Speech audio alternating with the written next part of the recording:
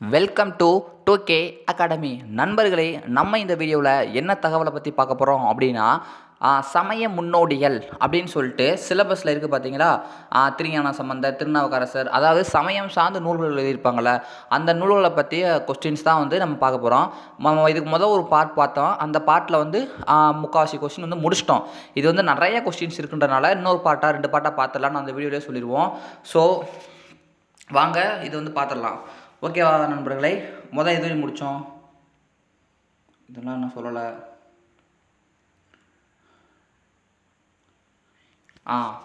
நம்ம சொன்னது வரைக்கும் வந்து பார்த்தாச்சு.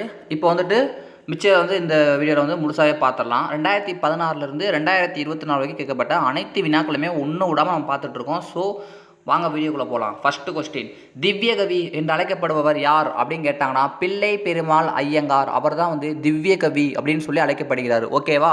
அடுத்து திவ்யகவி. திவ்யகவி அப்படின்னா என்ன அர்த்தம்னா, தெய்வ கவிஞர் அப்படின்னு சொல்லி அர்த்தம். ஓகேவா. அடுத்து 4000 திவ்ய பிரபந்தத்தின் 3ஆம் திருவந்தாதை இயற்றியவர் யாருன்னா பேயாழ்வார். அவங்க வந்து ஒரு முதல் ஆழ்வார்னு சொல்லிட்டு 3 பேரை சொல்லுவாங்க. பொய்கை ஆழ்வார், பூதத்தாழ்வார், பேயாழ்வார். பேயாழ்வார் 3வது ஆழ்வாரா, அவர் தான் 3ஆம் திருவந்ததையை பாடியவர். 7th நியூ புக்கில் இருக்கக்கூடிய ஒரு கொஸ்டின். பொய்கை ஆழ்வார் இருக்கார் பார்த்தீங்களா, ஆப்ஷன் ஏல, அவர் வந்துட்டு 1ஆம் திருவந்தாதையை பாடியவர். பூதத்தாழ்வார் ஆப்ஷன் பியில், அவர் 2ஆம் திருவந்தாதையை பாடியவர். ஓகேவா. அடுத்து பெரிய திருமொழியை பாடியவர் யாங்க கேட்டாங்கன்னா, ஆப்ஷன் சியில் இருக்கக்கூடிய நம்மாழ்வார்.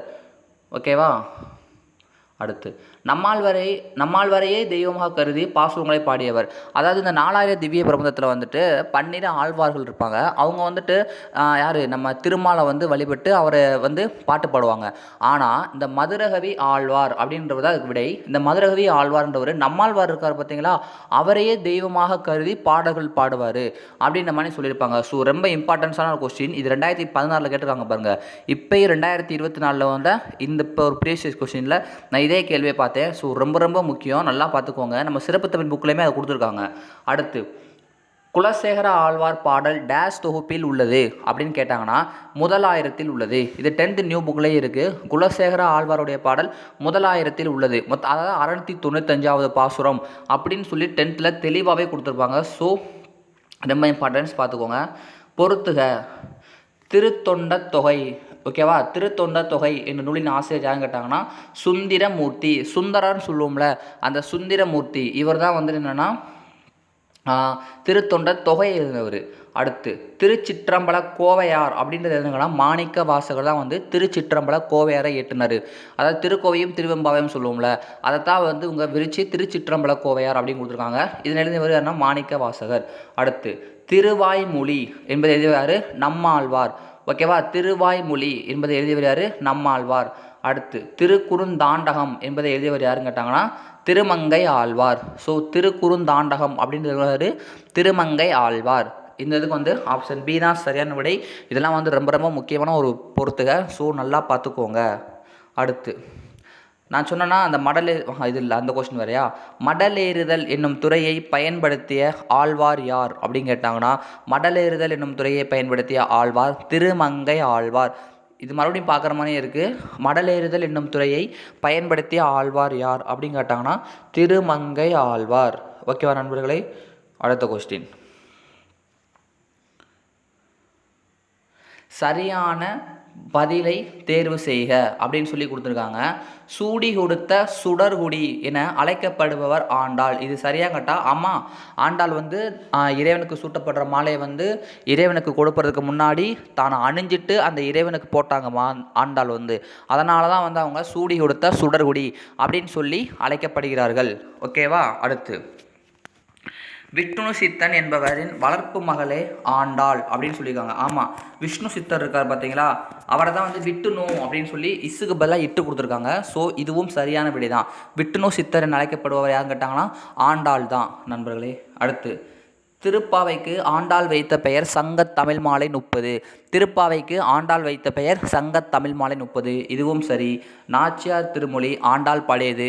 நாச்சியார் திருமொழி மொத்தம் 143 பாடல்களை கொண்டது. ஸோ அனைத்தும் சரியானது. இந்த கொஸ்டின் பார்த்தோம்ல, இது 2022 குரூப் 4லையோ அல்லது குரூப் 2 2ல் ஒரு தான் கேட்ட கொஸ்டின் தான். ஏன்னா அந்த எக்ஸாம் நான் எழுதினேன். ஓகேவா. அடுத்து 4000 திவ்ய பிரபந்தம்.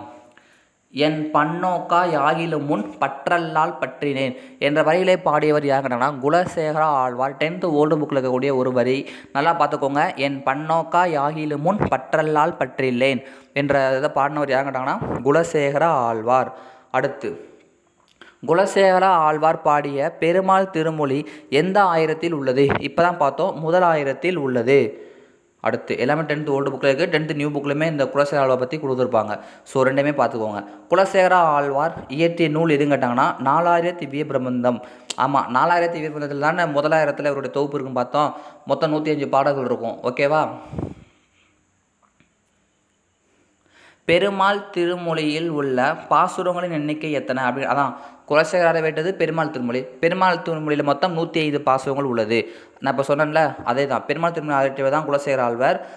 105 பாசுரங்கள் உள்ளது. இதை தான் வந்து அவங்க முதலாயிரத்தில் வச்சுருப்பாங்க, இந்த 4000 பிரபந்தத்தில். அடுத்து,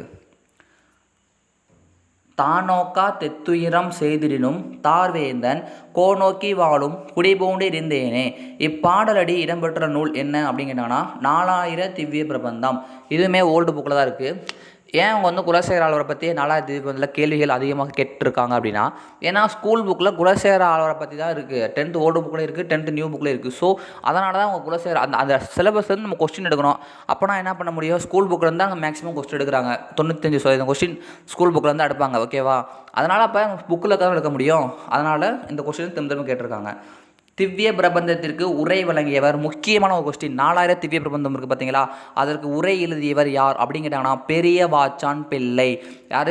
பெரிய வாச்சான் பிள்ளை. 4000 திவ்ய பிரபந்தம் இருந்தது ஆழ்வார்கள் பாடிய பாடல்கள். அப்போ எவ்வளோ பவர்ஃபுல்லாக அந்த பாட்டை படிப்பாங்க.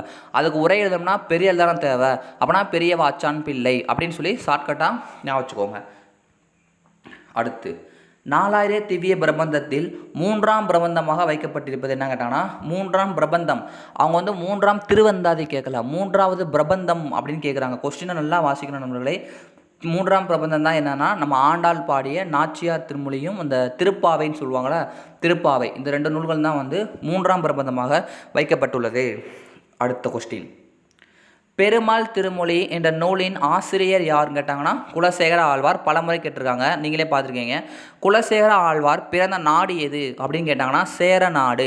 சேரநாடுன்னு என்னது? கேரளாவில் உள்ள, இப்போ 10th நியூ புக்கில் தெளிவாகவே கொடுத்துருப்பாங்க, கேரளாவில் உள்ள பாலக்காடில் வந்து பிறந்தார் அப்படின்ற மாதிரி சொல்லியிருப்பாங்க. ஸோ கேரளா வந்து சேரநாடு தானே, அதனால் பார்த்துக்கோங்க. அடுத்து, தமிழ் இலக்கியத்தில் முதலாக தாலாட்டு பாடியவர் யாருன்னு கேட்டாங்கன்னா பெரிய ஆழ்வார். ரொம்ப ரொம்ப முக்கியமான ஒரு கேள்வி. தமிழ் இலக்கியத்தில் முதலாக தாலாட்டு பாடியவர் யார்? பெரிய ஆழ்வார். இவர் தான் வந்து ஆண்டாளின் வளர்ப்பு தந்தை. அல்லாட்டி பெரிய ஆழ்வாரின் வளர்ப்பு மகள் கேட்டாலும் ஆண்டாள், ஏதோ மாற்றி கேட்டால் இப்படி கேட்டால் போட்டுருங்க. அடுத்து, பெருமாள் திருமொழியை பாடியவர். Repeat time question. Kulasekara Alvar. விடை, குலசேகர ஆழ்வாரின் பெருமாள் திருமொழி 4000 திவ்ய பிரபந்தத்தில் எந்த தொகுப்பில் உள்ளது? 1000. பார்த்தீங்களா, இந்த கொஸ்டின் எத்தனை முறை கேட்டிருக்காங்க பாருங்கள். வேங்கடத்தில் குலசேகர ஆழ்வார் டேஸாக இருக்க விரும்புகிறார். அவர் வந்து இந்த பாட்டு பாடியிருக்கிறார்ல, இந்த பெருமாள் திருமொழி, அதில் வந்து வேங்கடத்தில் என்னவாக இருக்க விரும்புகிறான்னு கேட்டாங்கன்னா, நான் ஒரு படியாக கூட இருக்கேன், நான் படிக்கட்டு நடந்து போகும்ல, அந்த படியாக இருக்க கூட எனக்கு ஒரு வாய்ப்பு கொடு, உனக்கு நான் இருந்துக்கிறேன் அப்படின்ற மணிக்கு குலசேகர ஆழ்வார் கேட்பாங்க அப்படின்னு சொல்லியிருப்பாங்க. அடுத்து, நம்மாழ்வார் பிறந்த இடமான குருகூர் பழம்பெயரை துறந்து எவ்வாறு அழைக்கப்படுகிறது? ஆழ்வார் திருநகரி. வந்து நம்மாழ்வார் பிறந்தப்ப அந்த ஊர் பேர் குருகூர் தான் இருந்துச்சு. இப்போ அதை ஆழ்வார் திருநகரின்னு சொல்கிறாங்க. திருநெல்வேலி மாவட்டத்தில் வந்து இந்த ஊர் வந்து, இந்த இடம் வந்து இருக்குது. ஓகேவா நண்பர்களே? அங்கே போய் பார்த்தீங்கன்னா நம்மாழ்வார் பிறந்த இடம், அவர் மரத்துக்குள்ளே போனார் அப்படின்ற மாதிரி கதை வந்து நிறையா சொல்லியிருப்பாங்க. இப்போ வந்து ஆழ்வார் திருநகரி, திருநகர்னு ஆப்ஷன் ஏற கொடுத்துருக்காங்க, போட்டக்கூடாது, நகரி, அந்த ரீ வரணும். ஓகேவா? குருகூர் இப்போ ஆழ்வார் திருநகரின்னு சொல்கிறாங்க. அடுத்து, திருமூலரை பற்றி கேட்கப்பட்ட வினாக்களை தான் போக்க போகிறோம். திருமூலர் வந்து ரொம்ப முக்கியமான ஒரு டாபிக். ஸோ திருமூலர் இப்போயே பார்த்துருமா இல்லை நெக்ஸ்ட் வீடியோவில் பார்ப்போமா நண்பர்களே? திருமூலர் இல்லை பார்த்துக்கிறேன். ஒன்ஸ் சித்தர்கள், சைவ சமயக்குறவர்கள்,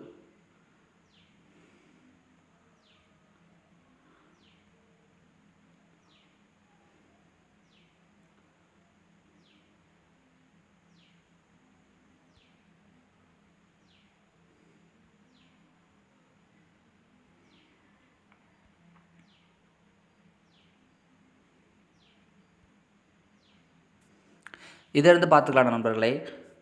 சைவம் சைவம் தான் பார்த்துட்ருக்கோம். முருகனால் சிறையிலிடப்பட்டவன் யார் அப்படின்னு கேட்டாங்கன்னா நான்முகன். ஓகேவா? முருகனால் சிறையிடப்பட்டவன் யார்? நான்முகன். நான்முகன்னா யாருன்னா பிரம்மன். ஓகேவா? அடுத்த கொஸ்டின். உடம்பை வளர்த்தேன் உயிர் வளர்த்தேனே என பாடியவர் யார் அப்படின்னு கேட்டாங்கன்னா திருமூலர். அவர் தான் வந்து உடம்பை வளர்த்தேன் உயிர் வளர்த்தேனே அப்படின்னு பாடுவார். திருமூலர் பற்றி எப்பயுமே வந்து கேள்விகள் கேட்டுகிட்டே இருப்பாங்க. ரொம்ப ரொம்ப முக்கியம் நண்பர்களை. ஸோ நல்லா பார்த்துக்கோங்க. அடுத்து இது வந்து ஊர் சிறப்பு பெயர். அந்த ஊருக்கு இருந்த பெயர் இருக்கும். இப்போ இருக்க ஊர் இந்த கொடுத்துருக்காங்க. நம்ம கரெக்டாக பொருத்தணும். சிதம்பரம் அப்படின்னா திருச்சிற்றம்பலம் அப்படின்னு சொல்லுவாங்கள்ல. ரெண்டில் இருக்குது பாருங்கள். இப்போ சிதம்பரம் சொல்கிறோம். அப்போ திருச்சிற்றம்பலம் அப்படின்னு சொல்லி அப்போ சொல்லுவாங்க. அதுக்கப்புறம் வேதாரண்யம். இப்போ வந்து வேதாரண்யம் சொல்லுவோம். அப்போ திருமுறைக்காடு அப்படின்னு சொல்லுவாங்க.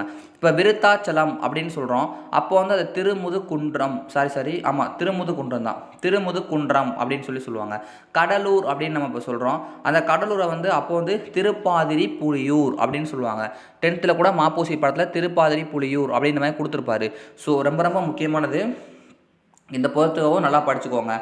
சுந்தரர் எவ்வரசரால் மகன்மை கொண்டு வளர்க்கப்பட்டார் அப்படின்னு கேட்டாங்கன்னா நம்ம அப்பர் நாவுக்கரசர் அந்த சொல்கிறோம்ல, அதில் சுந்தரர் வராரு பார்த்தீங்களா? அந்த சுந்தரர் எந்த அரசரால் மகன்மை கொண்டு வளர்க்கப்பட்டார் அப்படின்னு கேட்டாங்கன்னா நரசிங்க முனையரையார். ஓகேவா? நரசிங்க முனையரையார் அப்படின்ற ஒரு ஆள் தான் வந்துட்டு அவர் மகன்மை கொண்டு வளர்க்கப்பட்டார். ஸோ முக்கியமான கொஸ்டின் நல்லா பார்த்துக்கோங்க. யான் பெற்ற இன்பம் பெருக இவ்வையகமே என்று பாடியவர் யாருன்னு கேட்டாங்கன்னா திருமூலர். யான் பெற்ற இன்பம் பெருக இவ்வையகமே என பாடியவர் திருமூலர். ஓகேவா நண்பர்களே? ஸோ நம்ம வந்து சித்தர்கள் இதெல்லாம் வந்து நம்ம ஏன் பார்க்காம ஓட்டி விட்டுட்டுருக்கோன்னா சித்தர்கள் வந்து நம்ம அதில் பார்த்துக்கலாம். எதில்? சித்தர்கள் டாப்பிக்கே இருக்குல்ல, நம்ம அதில் கூட பார்த்துக்கலாம். ஸோ இதை மட்டும் நம்ம பார்த்துக்கலாம். இப்போதைக்கு நம்ம வைணவம் இந்த சைவம் மட்டும் பார்த்துக்குருவோம். 12 திருமுறைகளில் முதல் 3 திருமுறையை தொகுக்கப்பட்டு பாடல்களை பாடியவர் யார் அப்படின்னு கேட்டாங்கன்னா முதல் 3 திருமுறையை பாடியவர் யார்னா திருஞான சம்பந்தர். ஓகேவா? அடுத்து 4, 5, 6 பாடியவர் தான் ஆப்ஷன் ஏல இருக்கக்கூடிய அப்பர். ஆப்ஷன் பியில் இருக்கக்கூடிய சுந்தரர் அப்படின்றவர் 7ஆம் திருமுறையை பாடியவர். ஆப்ஷன் டியில் இருக்க மாணிக்கவாசகர் 8ஆம் திருமுறையை பாடியவர். நடமாடா கோவில் நம்பர் கொண்டு ஈயில் படமாடா கோயில் பகவர் கொண்ட ஆமே 8ஆம் நியூ புக்கில் வந்து இருக்கும். இதை பாடியவர் யாருன்னு கேட்டாங்கன்னா திருமூலர். ஓகேவா? கிறித்துவ கம்பர் என அழைக்கப்படுபவர் யார் அப்படின்னு கேட்டாங்கன்னா எச்.ஏ. கிருட்டிணனார். இவர் தான் வந்து கிறித்துவ கம்பர் அப்படின்னு சொல்லி அழைக்கப்படுகிறார். இதுதான் சமய முன்னோடிகள் கீழே இது கண்டிப்பாக வரும். ஸோ என்ன இங்கே வந்து பார்க்காதீங்க, நம்ம சமய முன்னோடிகள் டாபிக் தானே பார்க்குறோம். பெருமாள் திருமொழி 4000 திவ்ய பிரபந்தத்தில் பெற்றுள்ள இடம் என்னங்கிறாங்கன்னா 5ஆம் திருமொழி. பல டைம் கேட்கப்பட்ட ஒரு வினா. அடுத்து சமயத்துறையில் வடமொழி ஆதிக்கம் அதிகம் இருந்தும் தமிழ் செல்வாக்கு பெற்றிருந்தது. இந்த கூற்று வந்து சரியான கூற்று தான். கூற்றுக்காரனை வந்து அடிக்கடி கேட்குறாங்க. நல்லா பார்த்துக்கோங்க. ஆழ்வார்களுக்கும் நாயன்மார்களுக்கும் பக்தி பாடல்களை தமிழிலே வழங்கினர். ஆமாம், ரெண்டுமே சரிதான். ஸோ கூற்றும் காரணம் இரண்டும் சரி என்பது இதுக்கு விடை. அடுத்து தேனினும் இனிய தீந்தமிழ் பணுவல் எனும் 4000 பாடல்களை பாடி அருளியவர்கள் யாருன்னு கேட்டாங்கன்னா 4000 இருந்த பாடியவர்கள் யார்? 12 ஆழ்வார்கள் தானே. ஸோ 12 ஆழ்வார்கள் தான் இங்கே போடணும். 14 சித்தர்கள் அப்படின்னு கொடுத்துருக்காங்க பார்த்தீங்களா? அவங்க வந்து நிறையா நூல்கள் சித்த மொத்தம் வந்து இருப்பாங்க. ஆப்ஷன் ஏல இருக்கக்கூடிய 63 நாயன்மார்கள் வந்து 12 திருமுறைகளை பாடியிருப்பாங்க. முதல் ஆழ்வார்களுள் ஒருவராக போற்றப்படுபவர் யாருங்கன்னா பொய்கை ஆழ்வார். இந்த வீடியோவிலே பார்த்தோம். பொய்கை ஆழ்வார் முதல் ஆழ்வார்களுள் ஒருவராக போடப்படுறாங்க. ஆதி சித்தராக கருதப்படுபவர் யார் அப்படின்னு கேட்டாங்கன்னா யாருன்னா சித்தர்களுள் ஆதி சித்தர் வந்து திருமூலர். ஓகேவா நண்பர்களை? 18 சித்தர்களில் ஒருவராகவும் அப்புறம் என்னது 63 நாயன்மார்களில் ஒருவராகவும் கருதப்படுபவர் யார் அப்படின்னு கேட்டாங்கன்னா திருமூலர் தான் சொல்லணும். கிறிஸ்துவர்களின் தேவாரம் என்று அழைக்கப்படுவது என்ன அப்படின்னு கேட்டாங்கன்னா ரட்சண்ய மனோகரம் தான் வந்துட்டு கிறிஸ்துவர்களின் தேவாரம் என அழைக்கப்படுகிறது அப்படின்னு சொல்லுவாங்க. கிறிஸ்துவர்களின் தேவாரம் என அழைக்கப்படுவது எதுன்னு கேட்டாங்கன்னா என்னது ரட்சண்ய மனோகரம். நண்பர்களே, நம்ம இந்த வீடியோவில் வந்து சைவம் வைணவம் ரிலேட்டடாக நிறையா இது பார்த்தாச்சு. நம்ம சித்தர்கள் விட்டு வந்தோம்ல, அதை பார்க்க இந்த இதில் முடிஞ்சிருமான்னு சொல்லி பார்ப்போம். சப்போஸ் முடியாட்டி பார்த்துக்கலாம். 1 அடுத்த வீடியோ பார்க்கலாம். 2 இந்த கொஸ்டின் சொல்லாமல் போயிட்டோமா?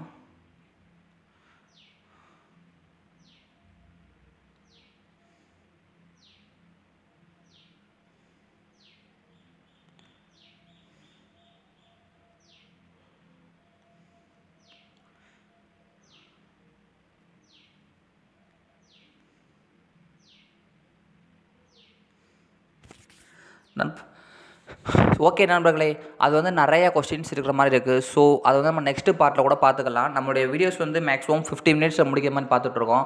ஏன்னா நீங்களும் வந்து ஃப்ரீயாக ஆகணும்ல. ஃப்ரீயாக இருக்க டைம் வந்து கேட்டுக்கோங்க, நம்மளுடைய வீடியோ வந்து நல்லா கேட்டுக்கோங்க. டிஎன்பிஎஸ்சி ப்ரீவியஸ் கொஸ்டின்ஸ் வந்து யூஸ் பண்ணிக்கோங்க. அந்த இது பார்க்கலாமா அப்படின்ட்டு யோசிச்சுட்டு இருந்தேன். சரி வேணாம், நிறையா கொஸ்டின்ஸ் இருக்குது, நம்ம அடுத்த பார்ட்டில் கூட பார்த்துக்கலாம். ஓகேவா? அதை வந்து கட் பண்ணி நான் கொஞ்சம் டீசெண்டாக கொஞ்சம் நீட்டாக வந்து கொண்டு வந்து எது பார்க்கலையோ அதை மட்டும் கொஞ்சம் இன்னொரு வீடியோவை கூட போட்டுடலாம் அப்படின்ற மாதிரி ஒரு ஐடியா கிடச்சிருச்சு. ஸோ அதையே பண்ணிடலாம் நண்பர்களே. ஓகேவா?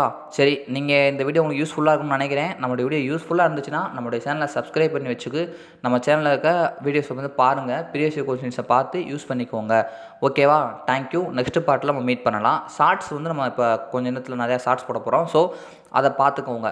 பார்த்து நோட் பண்ணி படிச்சுக்கோங்க. காதில் கேட்டால் காதில் கேட்டுக்கோங்க. ஷார்ட்ஸ் வந்து நீங்கள் ஒரு 10 ஷார்ட்ஸ் வந்து நம்மளுடைய சேனலில் வரும். ஓகேவா? அதுவும் ப்ரீவியஸ் கொஸ்டின் ஷார்ட்ஸ் தான் வரும். ஸோ நல்லா பார்த்து யூஸ் பண்ணிக்கோங்க நண்பர்களே. நன்றி.